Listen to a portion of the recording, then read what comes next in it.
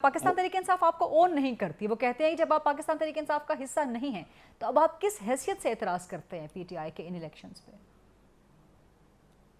میں اس حیثیت سے کہ میں پی ٹی آئی بنانے والوں میں سے ہوں. میں پی ٹی آئی کا فاؤنڈنگ ممبر ہوں. پی ٹی آئی کی جو بنیادی آئین لکھا گیا تھا اس 11 رکنی کمیٹی کا میں ممبر تھا. اس میں معراج محمد خان تھے, اس میں حامد خان تھے, اس میں سعید اللہ نیازی تھے, اس میں فوزیہ قصوری تھی, اس میں ڈاکٹر علوی تھے. یہ لوگ ہم سب نے بنیادی اس کا آئین لکھا. اس میں چیئرمین کے 2 ٹرم سے 3 سال کے لیے, اس کے بعد وہ آٹومیٹکلی ڈی بار ہو جاتا تھا. ہم نے یہ ایک ڈیموکریٹک, ہم نے مورثی سیاست کے ہم خلاف تھے. ہم پارٹی میں بادشاہت اور ڈکٹیٹرشپ کے خلاف تھے. پھر اس کے بعد انہوں نے میری ممبرشپ کو چیلنج کیا. الیکشن کمیشن نے مئی 2017 میں فیصلہ دیا کہ آئی ایم اے ممبر.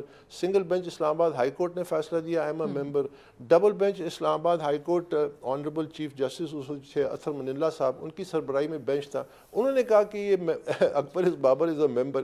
اب ان سے آپ پوچھیں کہ یہ جو یہ بات کرتے ہیں یہ کس قانون کو مانتے ہیں, کون سے قانون کے؟ یہ تو اگر یہ تو جنگل کا قانون ہوگا. کن لیگل گراؤنڈز پہ آپ چیلنج کرنے کا ارادہ رکھتے ہیں, اور کیا آپ حتمی طور پہ چیلنج کرنے جائیں گے یا نہیں کریں گے, اور اگر کریں گے تو لیگل گراؤنڈز آپ کے پاس کیا ہوں گی؟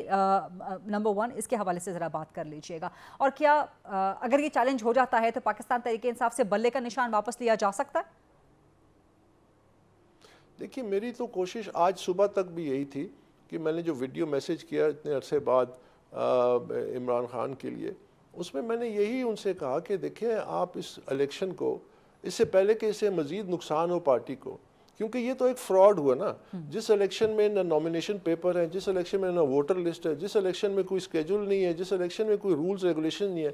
اور پھر میں پرسنلی گیا سینٹرل آفس میں جا کے اور میں نے ان سے ریکویسٹ کی ایک شام پہلے الیکشن سے کہ جی یہ تمام چیزیں ہمیں دی جائیں. تو وہ انہوں نے بڑے آنیسٹلی کہا جی یہ چیزیں ایگزسٹ ہی نہیں کرتی.